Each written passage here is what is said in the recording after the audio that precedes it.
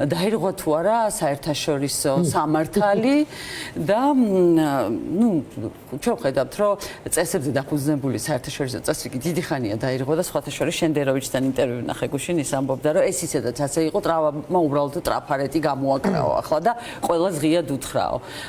რა ხდება რეალურად და რა არის თავარი სიკეთე ასეთ დროს გადარჩინო ადამიანები ბოროტი რეჟიმისგან თუ დაიცვა წესები, თქვენ როგორ უყურებთ ამ პროცესს? სხვაჩვენს მადლობა ამ შეკითხვისთვის, იმიტომ რომ ბოლო პერიოდში რასაც ვკითხულობდი, იყო სრული სიგიჟეები, ძირითადად სოციალურ ქსელებში და მე მგონი აუცილებელი არის რომ შევეხოთ იმ ანაბანას, რომელიც არსებობს საერთაშორისო ურთიერთობებში. პირველი, საერთაშორისო სამართალი და საერთაშორისო წესრიგი არის ორი კარდინალურად განსხვავებული რამ. საერთაშორისო სამართალი არის იმ ნორმების ერთობლიობა, რომლითაც მოქმედებენ აქტორები საერთაშორისო ურთიერთობებში. საერთაშორისო წესრიგი თავისთავად არის სისტემური ერთეული და ეს სისტემური ერთეული იცვლებოდა არაერთხელ. ჩვენ გვაქვს ნანახი, როგორ შეიცვალა საერთაშორისო წესრიგი მეორე მსოფლიო ომის შემდეგ, ჩვენ ნახეთ, როგორ შეიცვალა საერთაშორისო წესრიგი ცივი ომის დასრულების შემდეგ და ჩვენ ახლა ვხედავთ, როგორ იცვლება საერთაშორისო წესრიგი. საითკენ მიდის ამაზე საერთაშორისო ურთიერთობების დისციპლინაში უამრავი კამათი არსებობს, შეიძლება ვთქვათ, რომ მულტიპოლარული სამყაროსკენ, შეიძლება ვთქვათ, რომ საერთოდ არაპოლარული სამყაროსკენ, შეიძლება ვთქვათ, რომ ორპოლუსიან სამყაროსადმი, ამას დიდი მნიშვნელობა არ აქვს, ცვლილება მიდის და ჩვენ ხედავთ, რომ ეს ცვლილება ძალიან აქტიური არის. და ამ ცვლილებაში განსაკუთრებით დიდი როლი არის არა შეერთებული შტატების, როგორც რატომაც ხანდახან უნდათ რომ წარმოაჩინონ, არამედ ჩინეთის და რუსეთის ფედერაციის, იმიტომ რომ ეს ორი ძალა იყო რევიზიონისტული ძალა, რომელსაც უნდოდა ამ მსოფლიო წესრიგის ცვლილება.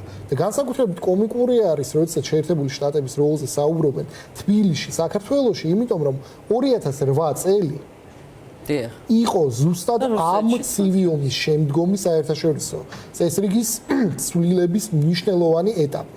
შეიძლება ვიდაოთ, რომ ერაყის და ავღანეთის ინტერვენციები არანაკლებ მნიშვნელოვანი იყო, მაგრამ როდესაც ეს საერთაშორისო წესრიგი Pax Americana ჩამოგვეშალა თავზე, იყო 2008 წელი, როდესაც რუსეთი შეიჭრა საქართველოში და როდესაც არანაირი რეაგირება სერიოზული ამ შეჭრაზე არ ყოფილა. შემდეგ იყო 2014 წელი, ყირიმის ანექსია, ასე შემდეგ, მაგრამ საბოლოო ჯამში საერთაშორისო წესრიგის ცვლილებას ჩვენ ვხედავთ ზუსტად აი ამ რუსეთის და ჩინეთის მხრიდან.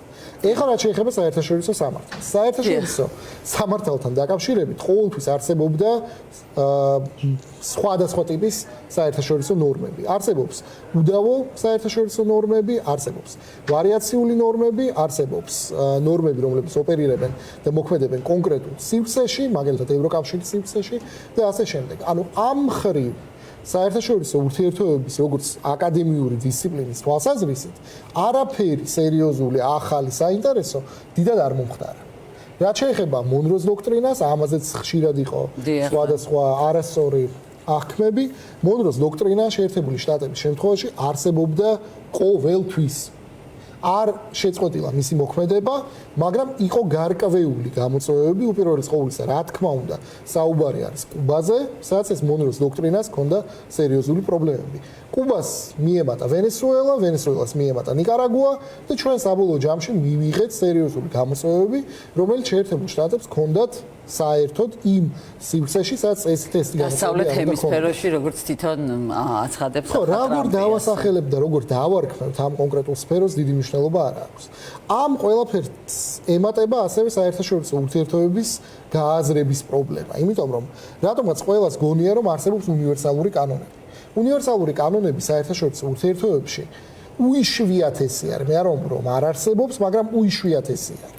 და შეიძლება სულ მცირე სამი სტანდარტული პერსპექტივიდან შევხედოთ ამას, რეალიზმი, კონსტრუქტივიზმი, ლიბერალიზმი, ან შეიძლება კიდე დავამატოთ დამატებითი შეხედულებები.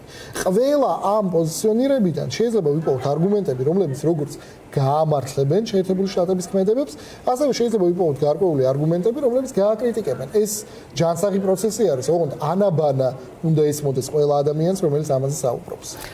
უბრალოდ გავლენის მესმის კი, მაგრამ მე მგონი ეს განმარტება მაინც საჭირო იყო, იმიტომ რომ გადავალთ ახლა სხვა თემებზეც, მაგრამ აი გავლენის სფეროების ჩამოყალიბება, აი რაც არის ყველაზე მტკივნეული თემა. აი ეს პროცესები ამ გადანაწილებას, აი ამერიკა, ჩინეთი, რუსეთს შორის ამას რამდენად უწყობს ხელს და ეს დაირღვა თუ არა საერთაშორისო წესრიგი ამაზე ვინც ლაპარაკობდა, ყველა იძახდა რომ აი ეხლა პუტინს ხელფეხი ეხსნება უკრაინაში. ისედაც გახსნილი ქონდა, ხო? 4 წელია ის იბრძვის და რას მიაღწია ამას ნახეთ და ჩინეთი ტაივანთან დაკავშირებით და მოკლედ აი ეს დისკუსიაც იყო შემოსული და ეს თემები, როდესაც ამ სპეცოპერაციის კრიტიკა დაიწყეს საერთაშორისო წესრიგის და სამართლის დარღვევის თვალსაზრისით. როგორც თქვი მე არ ვიზიარებ ამ არგუმენტს, იმიტომ რომ ჯერ ერთი რუსეთი არასდროს არ აღიარებდა ამ სფეროების არარსებობას, პირიქით რუსეთი ითხოვდა ყოველთვის ამ სფეროების გადანაწილების აღიარებას. შეერთებული შტატები მუდმივად ეწინააღმდეგებოდა, ევროკავშირი მუდმივად ეწინააღმდეგებოდა. ეს პრინციპში დიდად არ შეცვლილა. ჩვენ ხედავთ, რომ უკრაინასთან მიმართებით ეს ისევ იგივე დამოკიდებულება გრძელდება, შეერთებული შტატები აწვდიან სადაც ვერო ინფორმაციას, რომელიც კრიტიკულად მნიშვნელოვანი არის, რომ უკრაინამ საკუთარი თავი დაიცვას, შეერთებული შტატები ყიდიან იარაღს, კი შეიცვალა მოდელი, რომელსაც ხდება იარაღის მიწოდება, მაგრამ იარაღის მიწოდება გრძელდება. ეს არის ყველაზე მნიშვნელოვანი ამაში.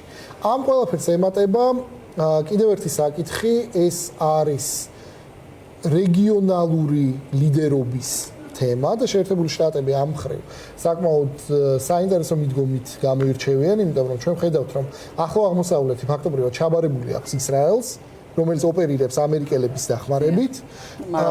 ევროკავშირთან მიმართებით არის მარ-ა-ლაგოშიც ტყუილად არისო ბიბი ნეთანიაჰუ გამოჩნდა და ეს ირანმა პასუხი გაქვსა ირანში მიმდინარე მოვლენებთან. იგივე მოდელის დამკვიდრება მათ უნდათ ევროპის შემთხვევაშიც და როგორც ჩანს, ნელ-ნელა ჩვენ გადავალთ ასევე აზიაში, მაგრამ აზიაში შტატები გრძნობენ, რომ ისინი უნდა იყვნენ მთავარი წამყვანი ძალა. და ევროპის შემთხვევაში, ევროკავშირის შემთხვევაში მთავარი გამოწვევა არის ის, რომ თვითონ ევროკავშირი ჯერ არ არის ჩამოყალიბებული როგორც გეოპოლიტიკური აქტორი. ანუ რომელმა ქვეყანამ უნდა აიღოს პასუხისმგებლობა ევროპის კონტინენტის უსაფრთხოებაზე. ჩვენ ხედავთ, რომ კანცლერმა მერცმა ეს განაცხადა და გერმანიამ მნიშვნელოვნად გაზარდა საკუთარი ჩართულობა.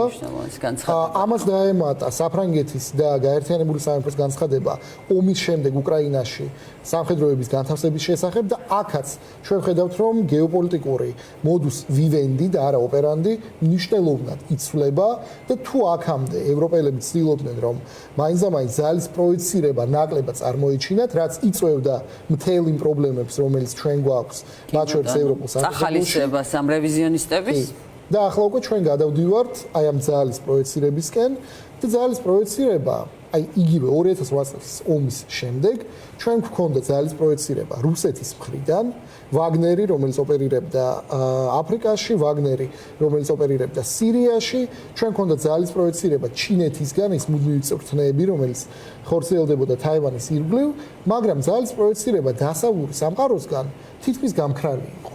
რაც შეცვალა ტრამპმა და აი ვუბრუნდები პირველ სულ დავიდან დასმულ შეკითხვას, ტრამპმა შეცვალა ძალის პროექცირების გამოვლინება მოხდა. შესაბამისად, ყველა რეჟიმი, რომელიც ცდილობდა, რომ ან არსებულ საერთაშორისო სამართლის პირობებში ეს საერთაშორისო სამართალი გამოეყენებინათ დასავლური სამყაროს წინააღმდეგ, ან საერთოდ ამბობდნენ, რომ მათ არ აინტერესებს საერთაშორისო სამართალი, ახლა უკვე მათ უწევთ, რომ მათი საკუთარ სურვილები დაინახონ რეალობაში. და ამ რეალობაში გამოდის, რომ შეერთებული შტატები არის მსოფლიოს ყველაზე ძლიერი სახელმწიფო, რომელსაც შეუძლია ძალის პროექცირება ყველგან, ირანიდან დაწყებული ნიგერიით დამთავრებული. მტკივნეულოდაც მათ შორის უჭირდება ეს.